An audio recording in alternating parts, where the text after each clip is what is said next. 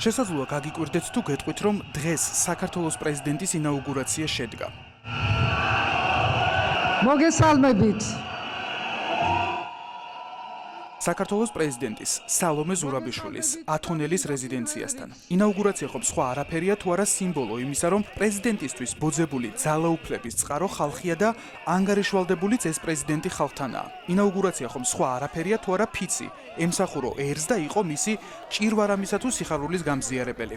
ალბათ ამიტომაც არის, რომ ძნელად თუ მოიძებნება ქვეყანა, რომელშიც პრეზიდენტის ინაუგურაციის გაწერილი პროტოკოლი არ მოიცავდეს ფიცის დადებას კონსტიტუციაზე ხელის დადებით ხალხის, ანუ ერის წინაშე და შემდეგ ამ პრეზიდენტის შეხვედრას ამავე ხალხთან.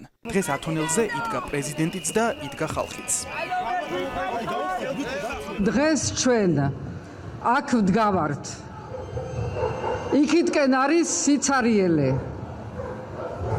აქ არის საზოგადოება. იქითკენ არიან ჩაკეტილები.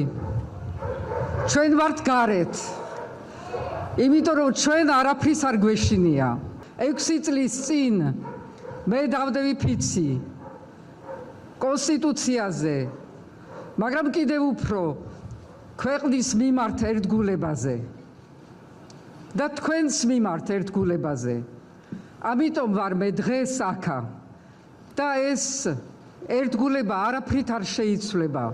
მე ვიქნები სასახლეში თუ ვიქნები სასახლის გარეთ.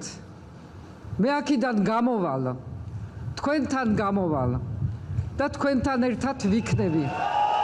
ჩემთან ერთად მიმაქვს ლეგიტიმურობა. ჩემთან ერთად მიმაქვს დროშა.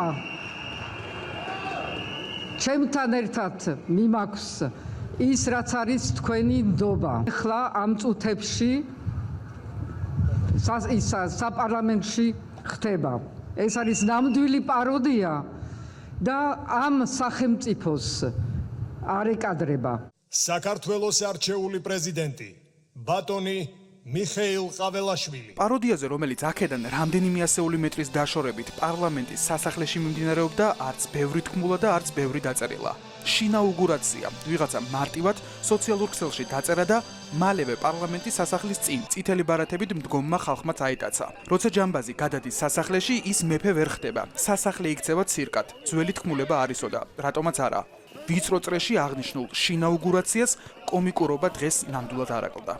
არ გამიკვირდა, რაც იყო, აი თუნდაც ის სამჯერო გაჩერდა ფიცის დადების დროს, ამას ისევ ჯობდა, რომ ხო გითხარი, დააგინე მეთქი და უნდა დაეგინებინა, უფრო გასაგები და გულწრფელი იქნებოდა და უფრო ორგანული, მისგან მისაღები და არც არავის არ გაგვიკვირდებოდა, ხო შევეჩვიეთ არა, რომ დაგინებაში არის უფრო მაგარი დამგინებელი, ვიდრე ფეხბურთელი იყო საერთოდ რა.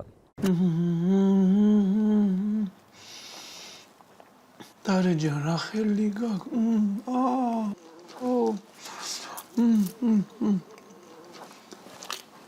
კომიკური ინაუგურაციის კვალდაკვალ დღეს კახა გოგიძის მიერ განსახიერებული პერსონაჟი სულიკო დარდიანიძე ბევრს გაახსენდა. ტაშფანდურა პრეზიდენტი წლების წინ მხოლოდ კინოსახე იყო, დღეს კი ამ ქვეყნის რეალობად იქცა. სხვათა შორის ვაივაგლახითა თუ ბორძიკით დადებული ფიცის შემდეგ, რომელშიც უნდა ითქვას, რომ გინების ელემენტებს ავწვდით, პრეზიდენტად ხელდასმულის პირველივე სიტყვაში ქეიფმა და დროის ტარებამ მნიშვნელოვანი ადგილი დაიჭირა. ქართული სუფრა იყო ის, რაზეც მოინდომა საუბარი შინაურობაში ჩატარებული ინაუგურაციის შემდეგ მიხეილ ყაველაშვილმა.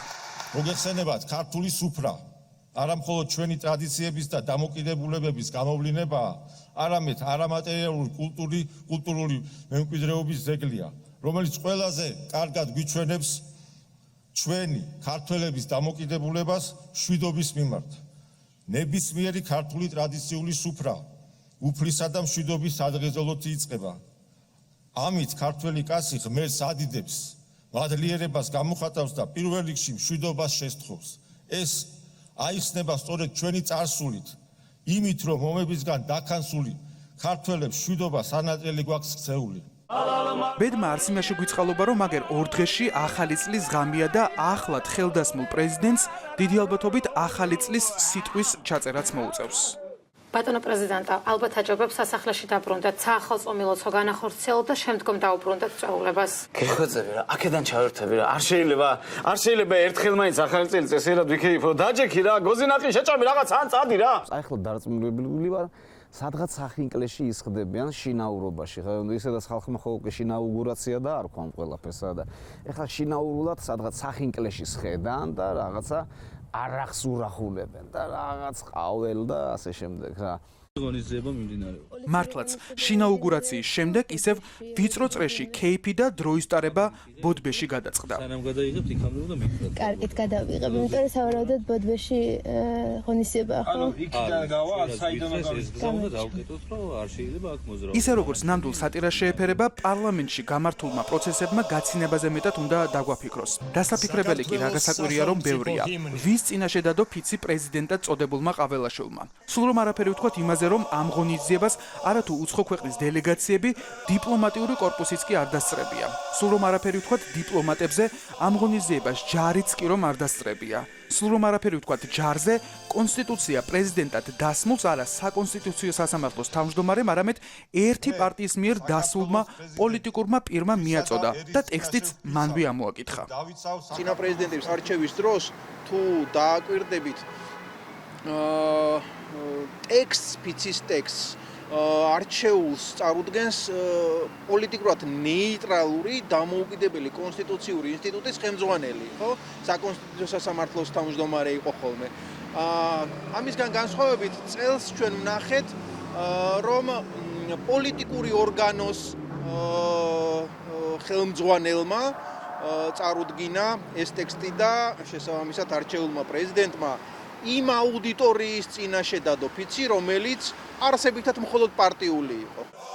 და ამ ყველაფრის გათვალისწინებით, რა გასაკვირი უნდა იყოს, რომ ახლად ხელდასმულ პრეზიდენტს კონსტიტუციიდან ხელი აღებული რომ არ ქონდა, უკვე იქვე შემთხვევით ჩართულ მიკროფონში თავარი სათქმელი გაეპარა. ვისი პრეზიდენტი იქნება ის? შენი პირადი პრეზიდენტი ვარ. საქართველოს მოსახლეობამ ღირს მყო დავიკავებოდენ მაღალი თანამდებობა პრეზიდენტისა. ინახავს და მონაწილეობს ყოფილვარ პირველი ინაუგურაციის, პირველი პრეზიდენტი ეს იყო პირველი ზეიმი თავისუფალი საქართველოსი, რომელსაც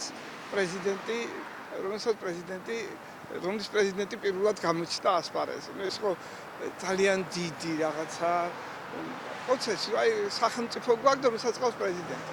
და დღეს უნდა გითხრათ, რომ დღეს რაც მე ვნახე, აი პირდაპირ ესეც იყო დაპირისპირება, რომ არც სახელმწიფო გვაქვს და არც პრეზიდენტი არ აქვს. თქვა ბიძინამ როგორც კი მოვიდა, რომ ეს არის პატარა სოფელი და ამ სოფელს სჭირდება კოლმეურნეობის თავმჯდომარე. ერთი პატარა ჯაყო იყო, რომელიც ლაპარაკობდა მშვიდობაზე, სუფრაზე და მშვიდობაზე. იმიტომ რომ რუსეთის დაკვეთა ეს იყო თავიდან ბოლომდე, რომ ჩვენ ვექციეთ სიმღერის ცეკვის ანსამბლად, სადაც ვართ ეთნიკური ერთობა, აქ არ იყო სახელმწიფო. მან ახამდე მიგიყვანა, ეს იყო დღეს ყველაზე ამაზრზენი, რასაც ვუყურებთ. ამ ქვეყნის ისტორიაში ავად თუ კარგად ხუთივე პრეზიდენტის ინაუგურაცია ისე ჩატარდა, რომ არავის ლეგიტიმაციის საკითხი არ წამოუჭრა. ზვიად გამსახურდიადან სალომე ზურაბიშვილამდე ქვეყანამ ისტორიული ქარტეხილი ისე გაიარა, რომ არასდროს პრეზიდენტი არ დამალვია არც ერს და არც ბერს. არასდროს არც ერთ მეგობარ ქვეყანას და მის ლიდერს არ უთქვამს, რომ არ აღიარებს პრეზიდენტს და არ დაესწრება მის ინაუგურაციას. მაგრამ მაშინ, როდესაც ძალაუფლების უზურპაცია პოლიტიკურ კეთროვნად გაქცევს, გამოსავალს მხოლოდ დამალვაში ხედავ. დამალვაში პოლიციელების კორდონს მიღმა, სადაც ვიწრო პარტიულ შინაუგურაციას ატარებ. ერი იქეთ იყოს და ბერიც დღეს ყაველაშვილის შინაუგურაციას მხოლოდ კარგად გაცნული და სანდო ესწრებოდა. ხალხის მიერ ლეგიტიმაცია მინიჭებული პრეზიდენტი კი ამ დროს სვეტი ცხოველში იმყოფებოდა. და თუ ერიც და ბერიც პრეზიდენტს სულ სხვა ადამიანს უწოდებს, მაშ რა არის მიხეილ ყაველაშვილი? მე პრეზიდენტი ვარ თუ ვინ ვარ საერთოდ?